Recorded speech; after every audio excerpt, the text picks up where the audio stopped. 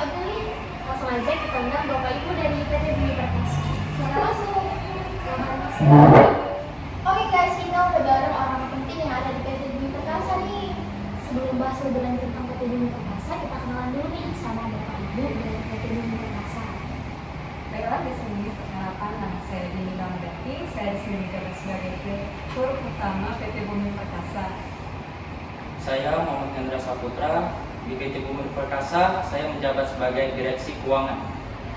Saya Muhammad Hendra Rizky, saya menjabat sebagai Manajer Sumber Daya Manusia.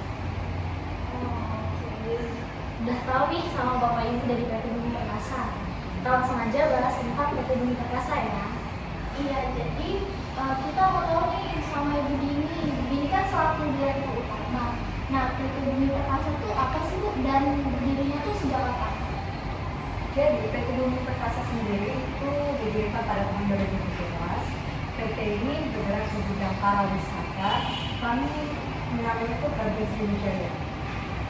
Fasilitas-fasilitas yang ada di PT Bumi Perkasa sendiri itu ada musyawarah, ada taman, terus ada food court, tempat hiburan mereka, dan lain-lainnya.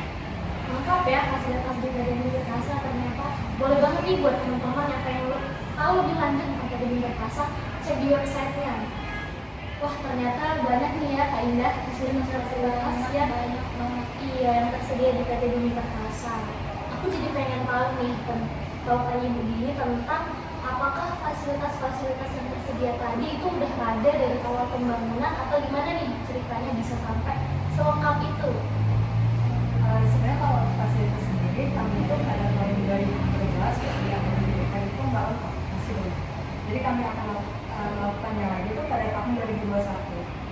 Itu fasilitas yang itu tuh ada wahana seperti Doka, Tiny Fox, dan Dialama. Sedangkan kalau untuk tamannya sendiri kami baru melengkapi yaitu BZD.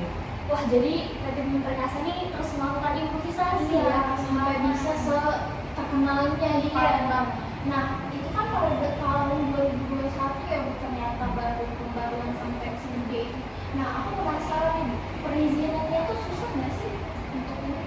Kalau untuk masalah perizinan sendiri itu memakan waktu yang cukup lama ya, sekitar 3 bulan setelah kami mengajukan proposal kepada Pemda. Jadi agak lumayan susah. Oh, berarti cukup lama ya Bu untuk prosesnya. Wow, keren banget ya. Iya dong, kan PT-nya juga besar. Iya, sampai bisa terkenal ini. Benar-benar. Beralih ngomong-ngomong tentang perizinan, pasti biaya yang diperlukan cukup besar. Kita beralih ke Bapak Hendra sebagai manajemen keuangan. Kalau untuk dana awalnya itu kira-kira didapat dari mana ya untuk pembangunannya? Baik, untuk dananya itu sendiri berawal dari pinjaman bank, dari founder, terus berlanjut ke sponsor dan investor. Wah, ternyata banyak juga ya Kak Billy sumber pendanaan dari PT Bumi Perkasa ini. Nah, aku sama teman-teman di rumah pasti penasaran banget nih, kenapa sih mereka bisa tertarik buat memiliki dana mereka ke perusahaan ini? Baik, jadi berawal dari dana itu dari founder-founder kita tersendiri, serta ada sponsor. Kami mengajukan sponsor tersebut kepada pihak-pihak sponsor yang ingin bergabung di perusahaan kami. Oh, jadi gitu ya ternyata teman-teman, kenapa bisa orang-orang itu tertarik buat memiliki dana mereka ke perusahaan ini. Nah, ini juga kayak tips buat teman-teman yang pengen cari modal buat perusahaannya. Betul banget. Ngomong-ngomong, kalau kita udah ngomongin tentang perusahaannya, udah ngomongin tentang keuangan, aku jadi penasaran nih Kak Indah tentang proses rekrutmen yang ada di PT Bumi Perkasa. Kita bakalan ngobrol sama Pak Ferdi nih, selaku direksi dari NSDM. Nah, Pak Ferdi, aku jadi mau tahu nih tentang apakah di PT Bumi Perkasa ini rekrutmennya itu udah terjadwal, kayak setiap tahun selalu ada, atau bagaimana nih Pak Ferdi? Ya, baik. Sistem rekrutmen kita tuh menyesuaikan tergantung posisi apa yang kosong dan juga lowongan apa yang dibutuhkan. Jadi nggak kayak setiap waktu tertentu selalu ada gitu. Wah, ternyata gitu nih Kak Indah untuk sistem rekrutmennya, nggak tergantung dengan jangka waktu tertentu, tapi tergantung dengan lowongannya. Betul banget, berarti emang udah terarah ya dari perusahaannya. Nah, aku penasaran nih Pak, kalau proses penyebaran lowongan itu seperti apa sih? Baik, sistem rekrutmen kita juga biasanya melalui media digital seperti promosi lewat media sosial, Instagram, juga iklan-iklan umum lainnya. Seperti kemarin, tepat nggak lama sebelum ini kami mengadakan rekrutmen untuk posisi supervisor yang kosong dikarenakan internal problem. Nah, di waktu itu kami melakukan promosi lewat media sosial juga melalui manual seperti penyebaran brosur yang dilakukan oleh Humas.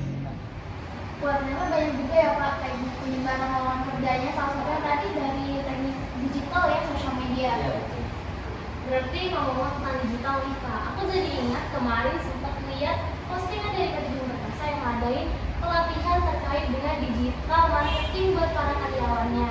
Yang aku pengen tanyain nih ke Ibu Dini, kenapa topik yang dipilih itu digital marketing?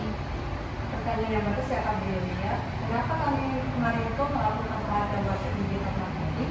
Karena kan zaman sekarang ini teknologi informasi kan semakin berkembang dan maju.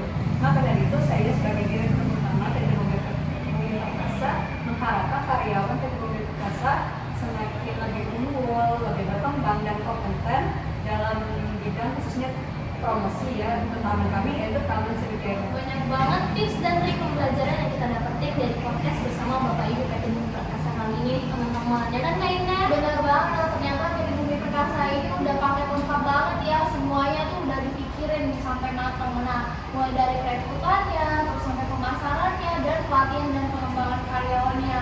Bener banget. Terus PT Bumi Perkasa ini juga perusahaan besar banget ya, ternyata udah mengikuti era digital transformation Kak Indah. Bener. Nah, karena kita udah bincang-bincang ngobrol-ngobrol panjang sama Bapak Ibu ini, kita mau ucapin terima kasih banyak ya Bapak Ibu udah nyempetin hadir dan ngobrol-ngobrol bareng kita pada hari ini. Gak lupa juga makasih buat penonton-penonton setia podcast PT Bumi Perkasa yang udah nontonin setia nih hari ini. Jangan lupa juga buat like, comment, and subscribe. See you next time.